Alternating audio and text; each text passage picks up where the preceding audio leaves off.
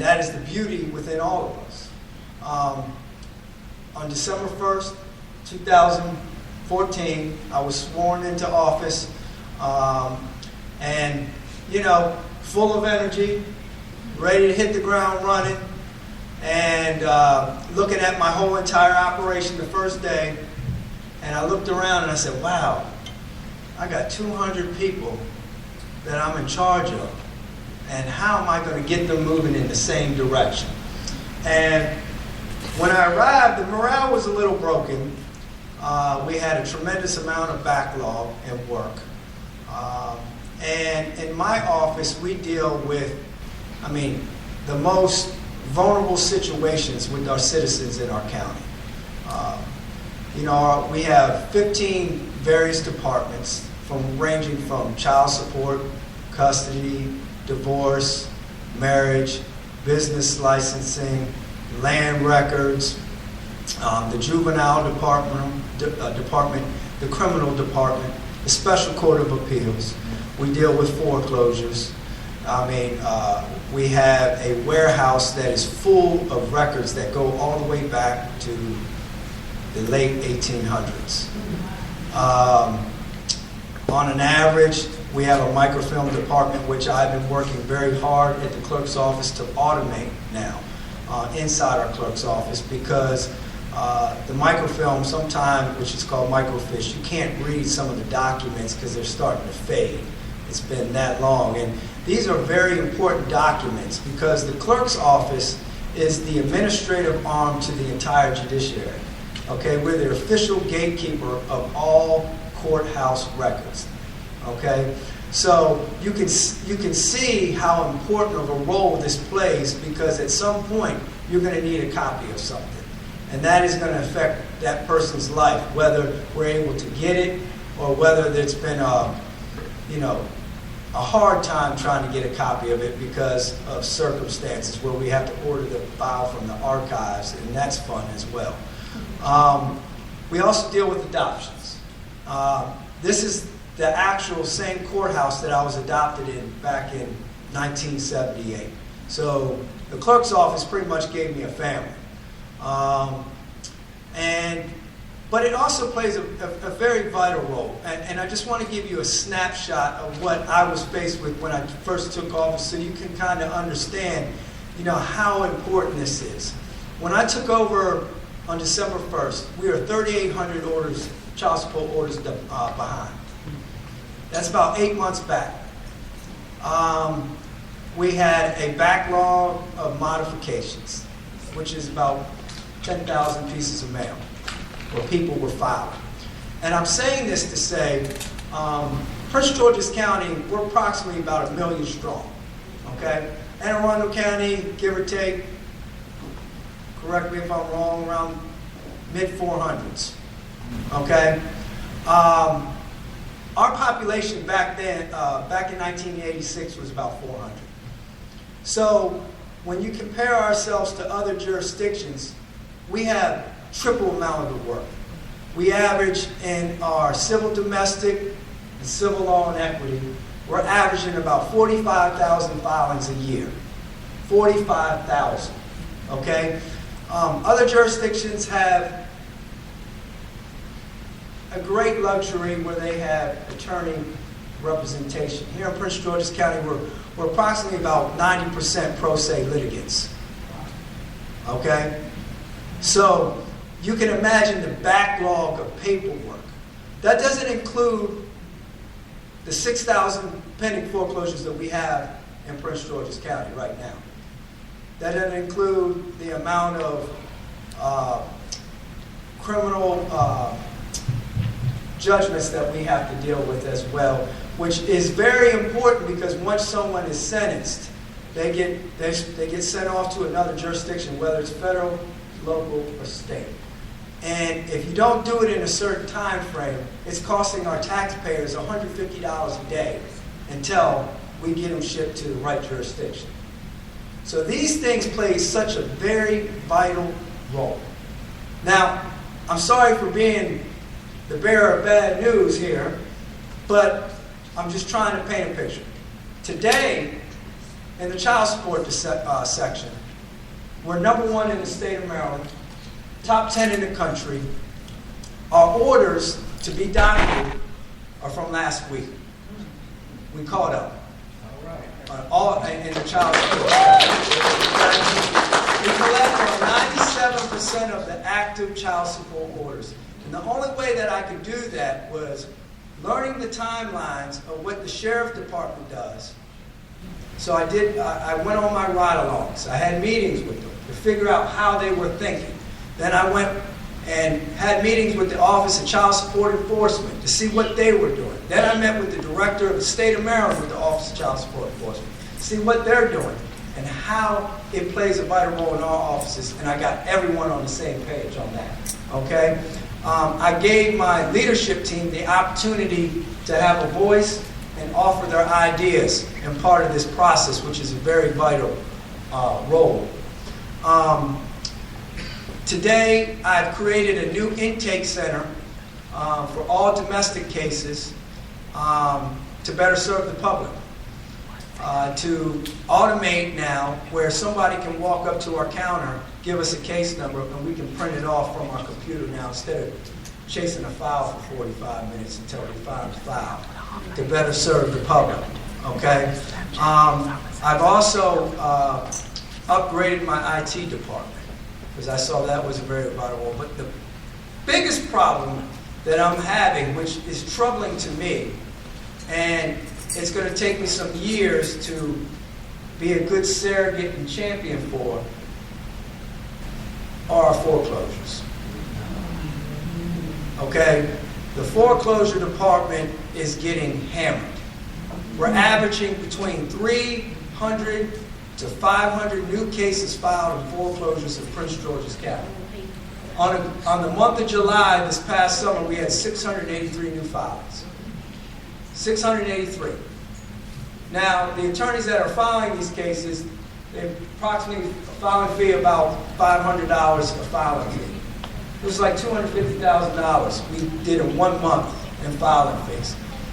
And another thing that we deal with when we're talking about the transition of real property for the county folks is that a majority of our government is funded by property homeowners in Prince George's County. And we have encumbrances that come into play on those properties that cloud titles. Whether it's tax liens, whether it's notice of liens, whether it's federal liens. And these tax liens and federal liens that are coming into my office, I have about anywhere from state tax liens, about 2,000 new tax liens that come in every week. And these people that work in this clerk's office, they work extremely hard. They care about the people. They want to help people. And it saddens me that when I walk down in my file room, I know that those are communities that are being crippled. And so, but sometimes you got to separate the emotion of it and try to find a solution. And that's why I'm going to have to work with each and every one of you, and I look forward to that, Congressman, Senator, how we can fix this problem, because it's going to take a lot of us to come together to find a solution. Not one person has the solution, but we have to come together. And I encourage everyone in this room, whoever wants to come visit the clerk's office, I'll be glad to show you my operation. I'll be glad to show you what we do. And if any one of y'all have any children that are in high school, in the summertime we offer an internship at the clerk's office. We would like you to encourage the youth to apply. They can work for the summer for the clerk's office, and they'll get a taste of what the working world is about. Because it's about the experience, not necessarily about the job. They'll take that experience with them for the rest of their life, and they'll be able to relate to that first job. But if anyone has a paper and pen handy, I'm going to shout out a number to you. Right? This number is 301-952-3130. The person that will be answering the phone is Miss Kimberly Lyles. She's my executive administrative assistant. If any one of you would like to come out and talk to me, take a tour, or if you're even having a problem, by all means, give us a call. We'll try to work through those situations and try to find a solution. Thank you, Dr. Dewar, for giving me this opportunity. And I just want to say, isn't this great? South County has a strong Democratic following here. And it's because of champions like you, Dr. Dewar, Dr. Juanita Miller, Ms. Tamara Brown Esquire, Ms. Jackson, that you guys have engaged the community. You've given us something to come to. And by all that, you know, the saying is, sometimes you got to be less talk, but you just got to show people, and they'll follow. We're all following. And we are very thankful because leadership is not about just being a leader, it's about being a good servant. And you guys have bestowed those abilities. Thank you so much.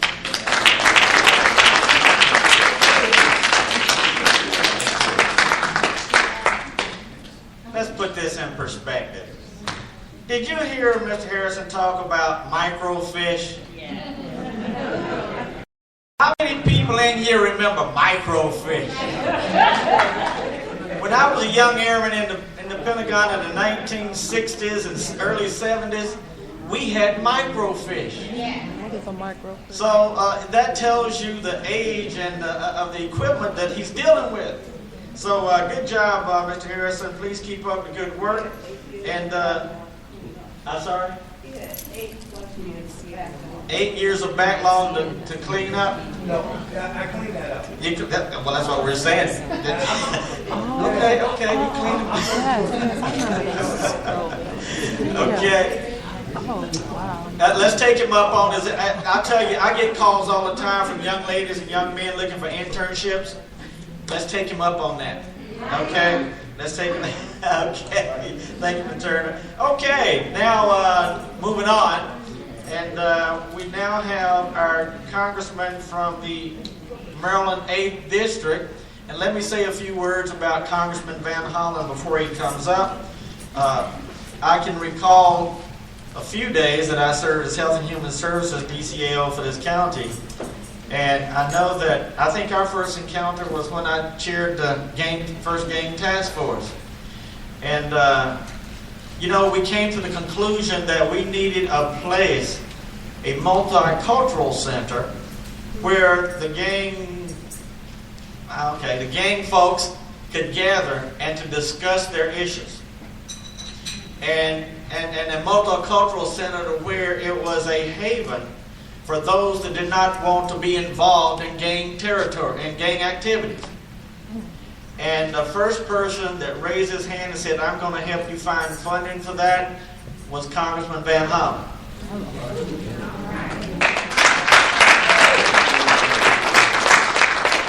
And because of it, the Multicultural Center is now operational and functional, and kids that do not want to be involved with gang activity can go study, they can go use the computers, and do it in absolute safety.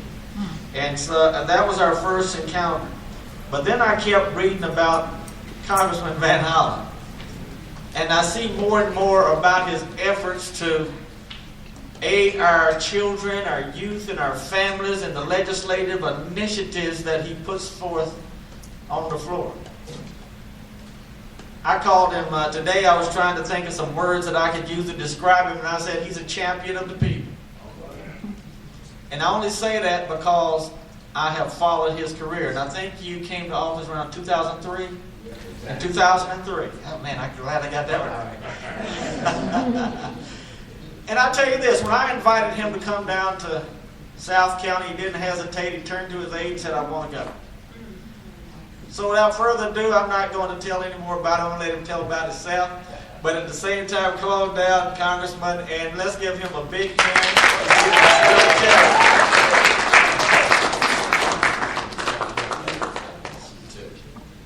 It is great to be here.